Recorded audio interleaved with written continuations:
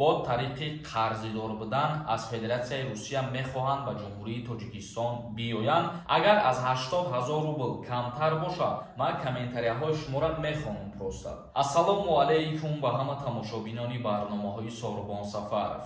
Тамошобинони азиз, ҳатман дар видео лайк монда то охирша тамошо кунед. Ба маълумоти ҳамаи шумо як қонуни нави Россияро расонида баъдан комментарияҳоро мехонем. Аввал оиди финали конкурс гап мезанам, хоҳиш мекунам ки нагзаронда бо диққат гӯш кунед. Хушбахтона мо рӯзи финала аниқ кардем. Рӯзи 18 апрел ба вақти соати Ҷумҳурии Тоҷикистон соати 22:00 дар канали Юристиҷе финали конкурс баргузор мегардад. Нафарҳое ки мехоҳед билет харидорӣ кунед, ҳозир билет ҳастай. Агар ҳамихе дастгирӣ кардан гиред, то ӯ рӯза иншааллоҳ билетҳои мо тамом мешаванд. Аксия барои шумо ба 1500 рубл 25 дона билетон метиҳем. Ба 500 рубл боша 5 дона билетон метиҳем. Номерои WhatsApp ки дар рӯи экран дидесен, дар ҳамин номерои WhatsApp картаи Сбербанкам ҳастай. Карта ба номи Мунис меброяд. Сумтона мепартоен, чектона дар ҳамин WhatsApp равон мекунед. Конкурс ҳамагӣ 68 дона приз дорад. 2 та мошин, 10 та телефон ва конвертҳои пулӣ. 5 нафаре ки билети бисёр харидагиай, роҳхат ба Дубай метиҳем ша ё ки суми роҳхата да дасташ метиҳем. Шумо билет харидан бигиред. Вақте ки билетҳо тамом шидан, мо худмон видеои стоп билет мебарорем. Қонуни нави Федератсияи Русия оиди шаҳрвандони хориҷие ки дар Федератсияи Русия аз Золотая корона қарзидор мебошанд ё телефон кредит гирифтаанд. Яъне нафарҳое ки дар Федератсияи Русия қарор доранд, аз Золотая корона қарзидор мебошанд ё телефон кредит гирифтагиянд, гуфтанд ки назорати ҳамин шаҳрвандон пурзуртар карда шавад. Дар аэропорт вақте ки шумо ба Ҷумҳурии Тоҷикистон омаданӣ мешен, қарзи шумо агар зиёда аз 80 000 рубл боша, монеа мешавад барои шуморо баргардонидан аз рейстон. Агар аз 80 000 рубл камтар боша, ӯ қадар ба назар намегиранд, як огоҳинома метиҳандтон ки вақте ба Тоҷикистонам рафтен, қарзи худтона пардохт кунед. Дар инҷа як савол ба миён меояд. Оё дар ҳолате ки қарз 50 000 ё 30 000 рубл боша, вақте ки ба Тоҷикистон миёӣ, пула пардохт намекунӣ, запрет на въезд мешавад ё ин ки не? Ира суд ришад мекунад. Дар ҳолате ки шумо қарзтона пагашад намекунед, тӯли 4 моҳу 5 моҳ мегзара аз байн, ба адреси шумора аз суди Федератсияи Русия огоҳинома меояд ва шумо бояд ки қарза пардохт кунед.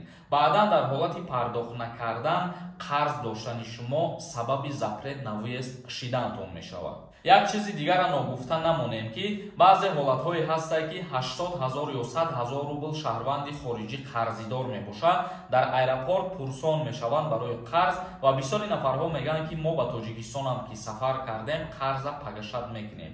Дар ин ҳолатҳо мумкин ҳастад ки шуморо аз рейс нагардонанд. Вале ба ҳар ҳол гуфта мешавад ки назорати ҳамин одамои қарзидор дар Федератсияи Русия пурзуртар ва ҷиддитар шидагиаст. Ба ҳамин хотир бо эҳтиёт бошед ва беаҳамиятӣ накунед. Акнун комментарияҳоро хонда ба саволҳои шумо ҷавоб мегардонем. Дар ҳамин ҷо як чиза ба ҳамаи шумо тавсия метиҳам. Нафарҳое ки запрет дорем ва мехоҳем бифаҳмем ки запретҳои шумо кушода шудагӣ ҳастай ё ки не, ин ҳамин рақамҳое ки дар рӯи экран дидесен, дар WhatsApp-аш бинависонед, проверкаи запрет мекунад. Ва ё нафарҳое ки як рӯз ё ду рӯз пули патентотона дер меспоред. Агар дилтон пур боша ки бифаҳмем патенти шумо аннулировад шид ё ки не, шуморо метавонед дар WhatsApp бинависонед, проверкаи 100% мекунад ва ба шумо ҷавоб мегардонад. Ҷасур Мирзоев нависондаед. Бародар, ман ВНЖ доштам. Тоҷикистон омадам, ивази ному насаб кардам. Ҳозир дар паспорт номам дигар аст, дар ВНЖ ному насабам дигар. Ин акнун чӣ мешавад? Россия рафтанда проблема намешавад. Мутаассифона вид на жительствои шумо аннулировад мешавад. Имомов нависондаед. Ака муборак шавад, телефон наошидаед. ин телефони худам нестай. Вақте ки мо дар офис қарор мегирем, ба ҳар телефон гирифта ман комментарияҳои шуморо мехонам просто. Одилов нависонда. Салом, акай Сорбон, ман регистрация дорум. Работа кардаги патентум. Надорум патент. 5000 штраф кардан. Споридум. Ягон проблема намешава, ака қапан милисо илтимос ҷавоб ден. Худованд нигаҳбон боша. Дар ҳолате ки мигратсиони картаи шумо работа қайд кардагия, шумо бояд ҳатман патентам дошта бошед. Бе патент мумкин нест гаштан. Дар ҳоле ки нияти кору фаъолият кардан надорӣ, бояд мигратсиони картата работа қайд накунӣ. Аминҷон нависонда. Ассалому алайкум. Акаҷон мегуфтӣ даъваткунӣ ба хизмат чанд сола шидай, чӣ хел шидай, ҳамира мефаҳмондӣ. Мутобиқи қонунгузории ҷумҳурии Тоҷикистон дар бораи хизмати ҳарбӣ ва уҳдадориҳои ҳарбӣ, оиди даъваткунӣ ба хизмат ягон тағйиротҳои нав дохил шидагӣ нест. ҳозира шуда. Муса нависонда. Ассалому алайкум. Акаи Сорбон, як бор граница гузаштам. Документ накардам. Дуюм бор гузарем. Мешавад срочно ҷавоб тенака. Ҳазор раҳмат пешакӣ. Дар ҳолати дуюмбора гузаштан ай граница шуморо рейд да нағалтена проблематон накунанд дар сарҳад, бале, ягон проблема намешавад. Вале агар аз шумо ҳуҷҷат талаб кунанд, ҳуҷҷат надошта бошед, дар ин ҳолат мешавад ки запрет навиес кунанд шуморо.